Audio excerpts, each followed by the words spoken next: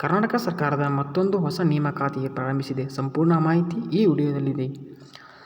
ಕರ್ನಾಟಕ ಸರ್ಕಾರ ಪೊಲೀಸ್ ಇಲಾಖೆ ಮತ್ತೊಂದು ಹೊಸ ನೇಮಕಾತಿ DAR ಮತ್ತು CAR ನೇಮಕಾತಿ ಪ್ರಾರಂಭವಾಗಿದೆ. ಕರ್ನಾಟಕ ಪೊಲೀಸ್ ಇಲಾಖೆ DAR district armed police, CAR city armed police. ಒಟ್ಟು ಹುದ್ದೆಗಳು 1600.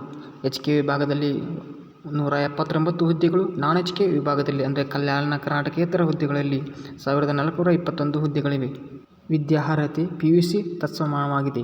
ವಯೋಮಿತಿ 18 ವರ್ಷದಿಂದ ಸಾಮಾನ್ಯ ವರ್ಗದ ಅಭ್ಯರ್ಥಿಗಳಿಗೆ 33 ವರ್ಷ, ಪರಿಶಿಷ್ಟ ಜಾತಿ ಪರಿಶಿಷ್ಟ ಪಂಗಡ 2A 2B 3A 3rd B ಅಭ್ಯರ್ಥಿಗಳಿಗೆ 33 ವರ್ಷ, ಕರ್ನಾಟಕದ ಅರಣ್ಯ ಪ್ರದೇಶದಲ್ಲಿ ವಾಸಿಸುವ ಬುಡಕಟ್ಟು ಜನರಿಗೆ 38 ವರ್ಷಗಳಾಗಿದೆ.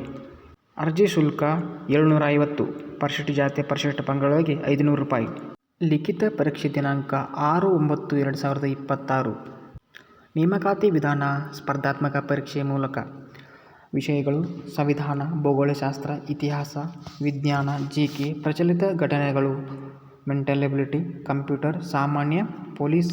ನೇಮಕಾತಿಗೆ ಎಲ್ಲ ವಿಷಯಗಳು ಇರುತ್ತವೆ.